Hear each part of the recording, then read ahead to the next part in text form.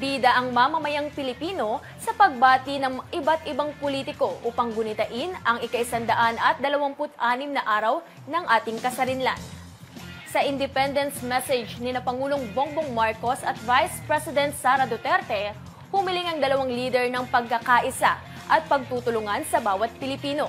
Habang kinilala rin ng Pangulo ang sipag ng mga Pilipino, pinaalalahanan rin nila na gawing inspirasyon ang mga hamon at pagsubok sa buhay upang itulak ang bansa sa masaganang kinabukasan.